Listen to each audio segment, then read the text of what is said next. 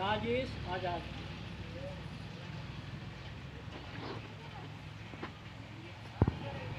गुंजर पार गांव के आए हुए सम्मानित चाचा तुल्य, पिता तुल्य नागरिक बंधुओं, हम लोग संयुक्त किसान मोर्चा आजमगढ़ की तरफ से आप लोगों का हार्दिक अभिनंदन करते हैं। संविधान निर्माता और जीवन भर जाति व्यवस्था के विद्रोही डॉक्टर भीमराव अंबेडकर के इस स्थल पर आप लोगों को हम लोग यह बताते हुए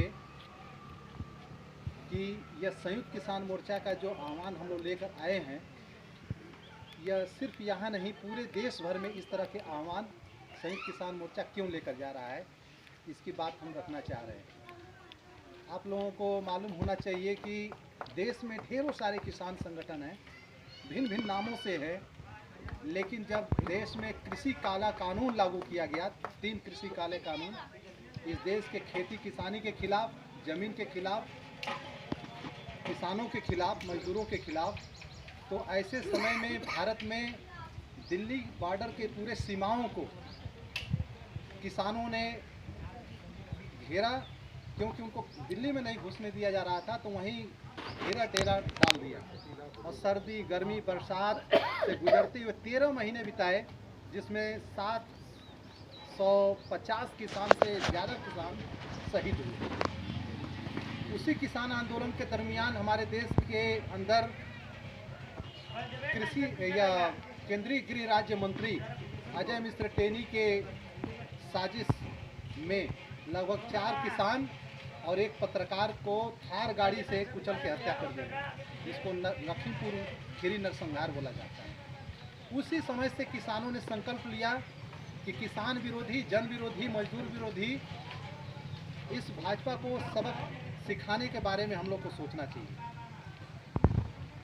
हम लोग जब पूरे केंद्रीय संगठन जो संयुक्त किसान मोर्चा जो 350 संगठनों का है और आजमगढ़ में 9 संगठनों का है, इसने डिसाइड किया कि यह सरकार माफ़ी मांगते हुए और लिखित वादा किया था कि किसानों के साथ जो भी इनकी मांगे हैं हम पूरा करेंगे, लेकिन उन्होंने वादा खिलाफी किया और वादा खिलाफी के भी खिलाफ किसान आंदोलन किए और पिछले 13 फरवरी को आंदोलन हुआ था। वर्तमान परिस्थिति क्या है? चुनाव की परिस्थिति है। 2025 का यह जो 2024 का यह जो 25 तारीख को लोकसभा चुनाव होने जा रहा है आजमगढ़ में, ऐसे समय में जब हम खड़े होकर देखते हैं तो भारत का क्या रूपरेखा है। 2 करोड़ हर साल रोजगार देने का एक शानदार वादा है और सचमुच में अगर 2 करोड़ रोजगार हर साल मिले तो इस देश के नौजवान 10 साल में कम से कम 1 अरब की संख्या में वह रोजगार पहुंच सकता था। 2 करोड़ मतलब 10 करोड़ की आबादी पहुंच सकता था। लेकिन हकीकत क्या है? 0.39% 10 साल में सिर्फ वादा रोजगार दे पाए, यानी कि 7 लाख रोजगार दे पाए। भर्तियों में अभ्यर्थी लगभग हमारे देश में 22 करोड़ के आसपास अभ्यर्थी हैं, 22 करोड़ 20 लाख के करीब, और सिर्फ 7 लाख रोजगार मिला। उसमें भी भर्तियां जितनी बार आई तो 56 बार पेपर लीक हो गए, 56 बार पेपर लीक हुए और ये बेरोजगारों से लूटा गया। फार्म भरवा के उनसे लूटा गया। एक नौजवान जब फार्म भरता है तो 1000 रुपया खर्च करता है और फिर यहाँ से फार्म भरता है आजमगढ़ से तो आगरा में जाके एग्जाम देता है। महिला होती है तो उसके साथ उसका भाई या पति या उसका पिता उसको परीक्षा दिलवाने जाता है हजारों किलोमीटर दूर पर जाकर। यानी कि हर बेरोजगार नौजवान से कई हजार लूट लिया जाता है एक पेपर के माध्यम से। और जहाँ पे 22 करोड़ 20 लाख नौजवान बेरोजगार हों और फार्म भरते हैं और 56 बार उनके पेपर लीक हो जाते हैं, तो एक बड़ा मुद्दा है यह बेरोजगारी का सवाल। भारत में एक बहुत बड़ा मुद्दा है कि हमारे देश में अभी जो RBI की रिपोर्ट है बताती है कि 85 करोड़ लोग ऐसे हैं जो काम करने के लिए तैयार हैं, लेकिन 50% को भी काम नहीं मिल पाता है। और हमारे देश में करीब 60 करोड़ ऐसे लोग हैं जो काम करने के लिए तैयार हैं, लेकिन अस्थायी व बेरोजगारों की फौज में शामिल हैं। मतलब बिना काम के वह जिंदगी टघर टघर के जी रहे हैं। अब मजबूरी में क्या है कि 2-2 हज़ार रुपये मासिक प्रोत्साहन पे कोई लड़की पढ़ी लिखी BA पास होती है, MA पास होती है तो आशा कार्यकर्त्री होती है। तो गांव की सारी महिलाएं तो आशा कार्यकर्त्री नहीं होती है।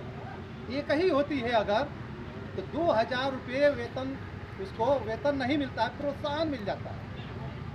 75 रुपया पोलियो ड्रॉप अगर पिलाने जाती है तो 75 रुपया एक दिन का मिलता है, जबकि हमारे संविधान में न्यूनतम वेतन 75 रुपया नहीं है साथी।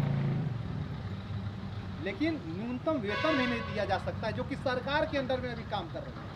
तो प्राइवेट वाले लोगों के अंडर में जो काम करते हैं उनको आप समझ सकते हैं। दूसरी तरफ महंगाई का पूरा एकदम नारा लगाया गया हमारे देश में कि बहुत हुई महंगाई की मार, अब की बार भाजपा सरकार। महंगाई का क्या हो रहा है कि 66 रुपया 2014 से पहले जिस सरकार के, जो मनमोहन सरकार थी, कहा जाता था कि 66 रुपया पेट्रोल का दाम हो गया, 48 रुपया डीजल का दाम हो गया और सिलेंडर का दाम बढ़ गया है। जब उस समय 414 रुपया का था तो सिलेंडर सर पे लेके और धरना प्रदर्शन किया जाता था, रोड जाम किया जाता था, बेलन चौका थरिया पीटा जाता था। यही लोग के समय में 66 रुपये का पेट्रोल 2020 तक आते आते 120 रुपया प्रति लीटर हो गया, जबकि 2014 में अंतर्राष्ट्रीय मार्केट में 100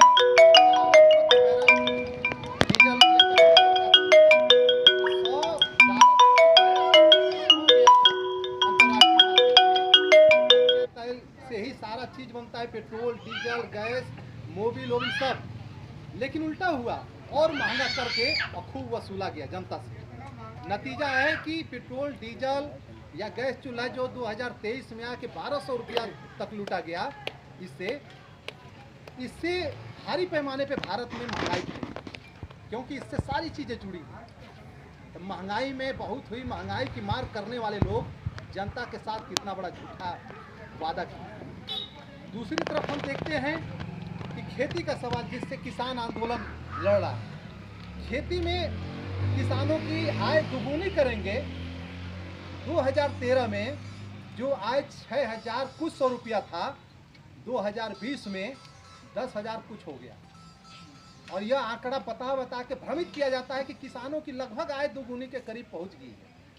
लेकिन महंगाई से जब तुलना करते हैं, क्योंकि जो हमारी आय है वो महंगाई से जुड़ी हुई है, तो महंगाई से जुड़ी हुई जब आय हम देखते हैं तो किसानों की लागत 48% जो बढ़ जाने की वजह से जो किसान लगभग 40,000 के करीब कर्जदार था, वो 75,000 से ऊपर का कर्जदार हो गया। एक आंकड़ा बताता है, जिस आंकड़े को हम लोग लिखित बताना चाहता हूँ कि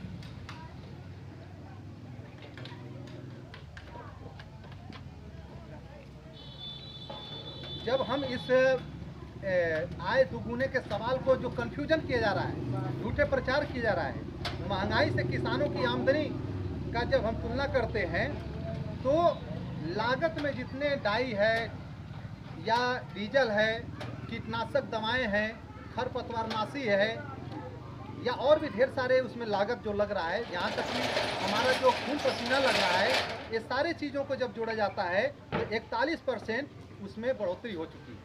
नतीजा क्या है कि जो औसत कर्ज, जिसको मैं करीब बता रहा था 40, वो करेक्ट है 47,000 और आज बढ़ के 74,121 रुपया हो चुका है।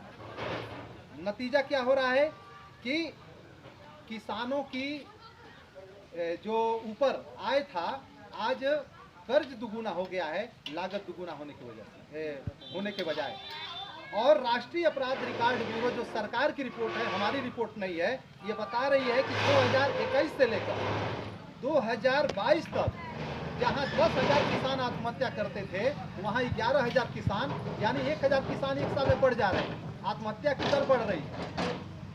हर घंटे 6 किसान से ज़्यादा आत्महत्या करने के लिए इस देश में मजबूर है। वो कौन लोग हैं? वो अन्नदाता किसान हैं। किसान की चर्चा जब कर रहे थे तो हमारे देश में किसान का मतलब यह है कि बड़े बड़े खेतिहर को ही किसान कहा जाता है। लेकिन हमारा संयुक्त किसान मोर्चा कहता है कि किसान वह है जो खेत में मेहनत करता है, भले वह जमीन का मालिक न हो, जो जमीन को जोते बोवे वह जमीन का मालिक होवे।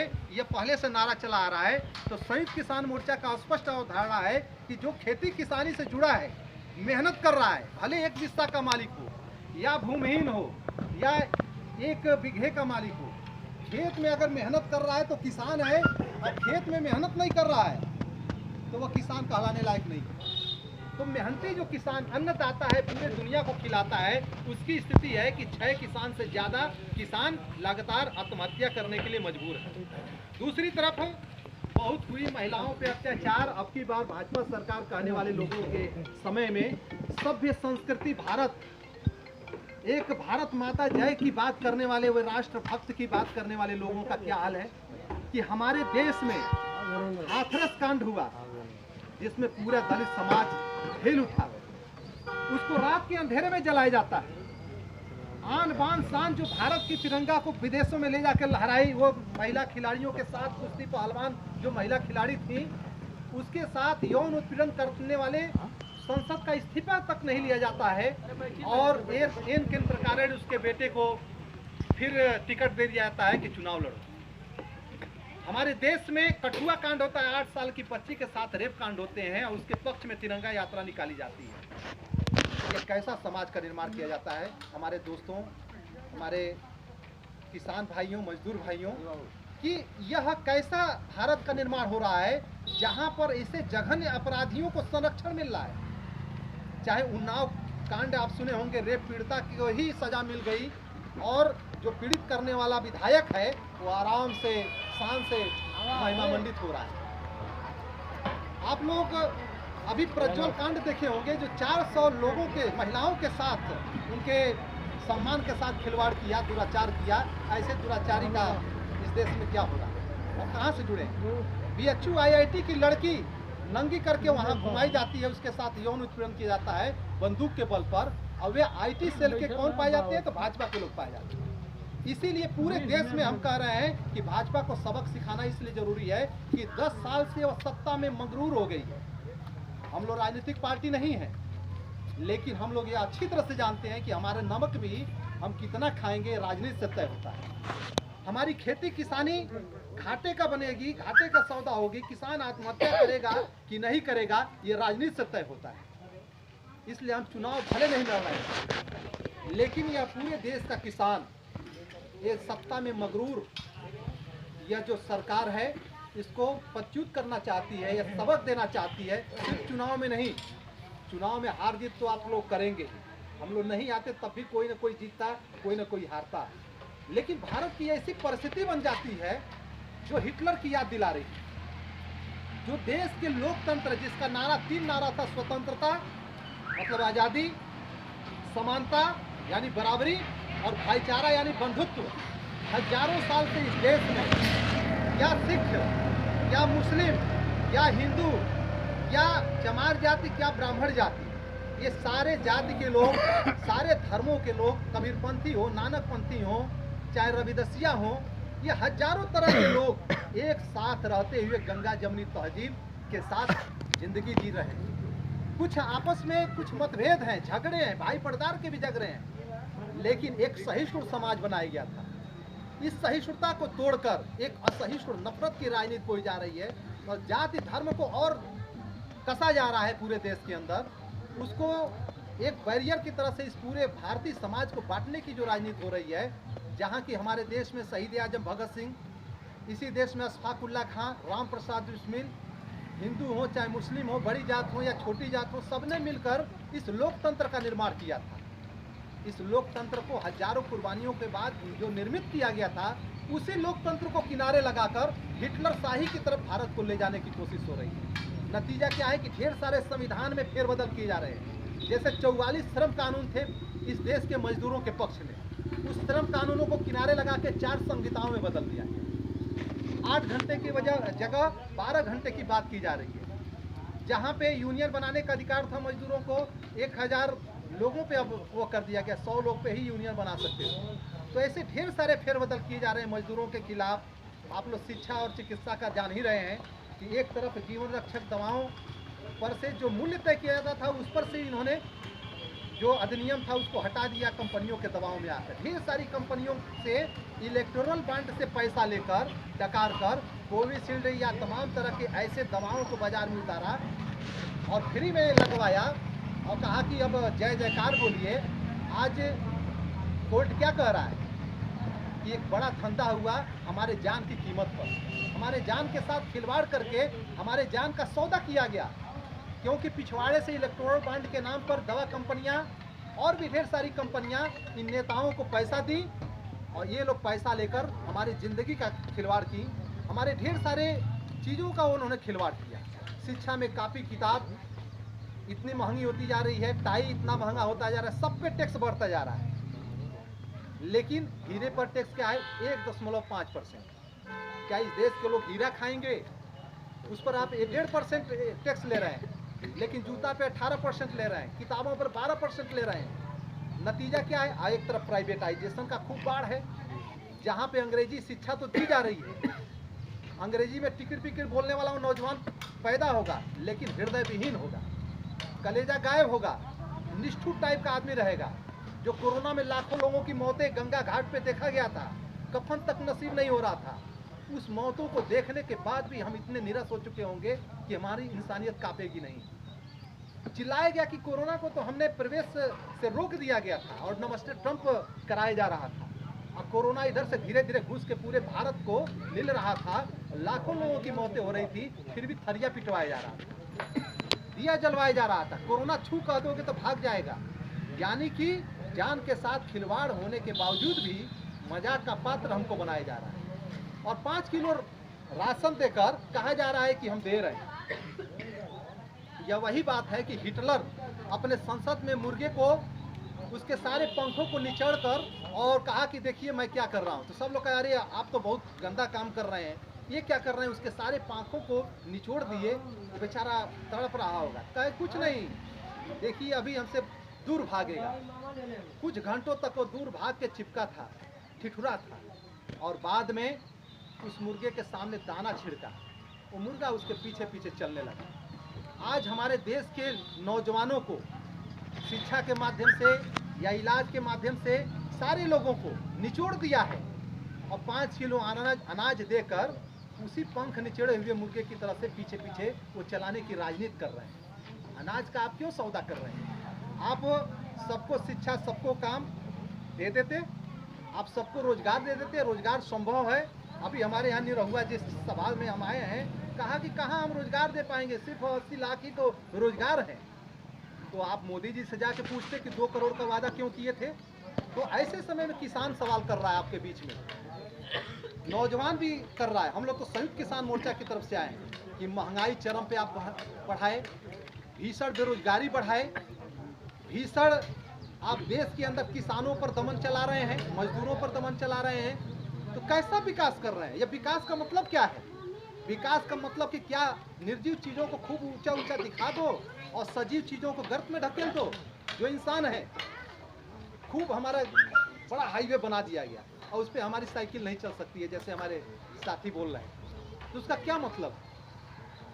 खूब हमको चमचमाता हुआ कपड़ा पहना दिया गया और पेट में भोजन ही न हो, इस तरह का भारत निर्माण कर दिया जाए तो क्या फायदा है? इसको विकास नहीं, विनाश कहते हैं। हमारे आजमगढ़ में जहाँ से हम लोग खिरिया बाग का आंदोलन जो चला रहे हैं, 570 दिन हो गया, 9 गांव के लोग उजड़ जाएंगे तो 40,000 लोग कहाँ जाएंगे? क्या जमीन उजाड़ के विकास आप करेंगे? यही हाल वहाँ सोनभद्र के आसपास किया जा रहा है, वहाँ पे भी उजाड़ा जा रहा है। मऊ में जो निषाद लोग पूरे वो जो घाघरा नदी के किनारे हर साल 2.5 लाख से ऊपर वो कमा लेते हैं, जो गरीब से गरीब होता है मछली बेचकर, उसका पूरा पर्यटन बनाने के नाम पे कब्जेदारी की बात कर रहे हैं। ऐसे ढेरों जगहों पे जमीन हड़प की नीति चल रही है और जमीन हड़प के कहाँ दे रहे हैं? किसानों को नहीं बांट रहे हैं, अडानी अंबानी टाइप के लोगों को बांट रहे हैं। हजारों साल से हम लड़ रहे हैं कि हमको भी जमीन दो, लहसुन बोने के लिए जमीन नहीं है। इस देश का दलित समाज जो अपने को अम्बेडकरवादी कहते हैं, आज बाबा साहब के नाम पर वो कहता है कि हमको लहसुन बोने के लिए ज़मीन नहीं है, कम से कम ज़मीन ही 1 एकड़ दे देते तो नसीब नहीं होता है। कहते कहाँ ज़मीन है इस देश में? अब तो जमीन ही नहीं है। हाईवे बनाने के लिए तुमको जमीन मिल जाता है। उस अडानी को मुद्रा एयरपोर्ट बनाने के लिए 1 रुपये एकड़ के हिसाब से जमीन मिल जाता है। या इसी देश का लखनऊ का जो एयरपोर्ट था वो हजारों एकड़ में है, उसको आराम से चौधरी चरण सिंह एयरपोर्ट को आप अडानी को बेच देते हैं, जमीन मिल जाता है। हजारों एकड़ से ज्यादा इस पूर्वांचल में चीनी मिले के नाम पे 32 चीनी मिलें थी और वो हमारे देश की जनता की जमीन पे बनी थी। उसको औने पौने दाम पर इस देश में बेच दिया गया, किनारे लगा दिया गया। वो एक पार्टी की बात नहीं कर रही है, नीतियों की बात कर रहा है। तो जमीन नहीं था, एक तरफ कहा जा रहा है, एक तरफ जमीन किसी के लिए हो जा रहा है। तो मतलब कि और विश्वासघात हो रहा है हमारे देश में। इस देश में आज भी जमीन दी जा सकती है और उनको अगर 1 एकड़ 2 एकड़ जमीन होती तो आपके 5 किलो अनाज के लिए वह परेशान नहीं होते, लाइन नहीं लगाते। लेकिन हकीकत है कि हमारे देश में 80-83 करोड़ ऐसे लोग हैं जो 5 किलो अनाज के लिए दौड़ते हैं, दौड़ लगाते हैं। वह चीनी भी बटने लगे तो उसके लिए भी दौड़ लगाने लगेंगे, कुछ भी बटने लगेगा तो दौड़ लगाने लगेंगे और मजाक उड़ाया जाएगा कि अरे ये लोग तो मतलब भेड़िया धसान कर देते हैं। लेकिन इसी देश में अगर सबके पास खेती हो जाए, रोजगार नौजवानों को मिलने लगे तो क्यों दौड़ लगाएंगे। लेकिन देश में एक ऐसा शासन चलाया जा रहा है जहां कानून, जहां लोकतंत्र सबको खत्म करने की जो राजनीति चल रही है। ऐसे समय में हम लोग कह रहे हैं कि एक फांसीवाद की तरफ ले जा रहे हैं। चुनाव में तो इनको सबक सिखाइए ही। गांव-गांव किसान मजदूर के पक्षधर कमेटियों का निर्माण कीजिए, क्योंकि आने वाले इस चुनाव के बाद भी भले कोई भी हारेगा या कोई भी जीतेगा, लेकिन आपको लड़ना पड़ेगा। क्योंकि कुछ ऐसे नियम कानून बनाए जा चुके हैं दोस्तों, कुछ ऐसे षड्यंत्र किए जा चुके हैं कि देश के संवैधानिक पदों पर भी उनके गुंडे विराजमान हो चुके हैं। जेलों में भी उनके अधिकारी, उनके पक्षधर बनाए जा चुके हैं। हमारे देश के शिक्षा तंत्र में भी उनको घुसाया जा चुका है। जो आज़ादी के समय में देश के साथ गद्दारी करते थे, वे लोग आज देशभक्ति का वह तमगा लेकर और सारे जगहों पे विराजमान है। तो ऐसे समय में आप लोग गांव-गांव कमेटियों का निर्माण कीजिए, किसान कमेटियों का निर्माण कीजिए, क्योंकि चुनाव के बाद भी आपको लड़ना पड़ेगा। हम लोग संघर्ष करने वाले लोग हैं और आजमगढ़ में जो 570 दिन से लड़ रहे हो, दिल्ली बॉर्डर पे भी अभी शुरू हुआ था, जिस पर गोली भी सरकार ने चला दिया, पैलेट गन चलाया।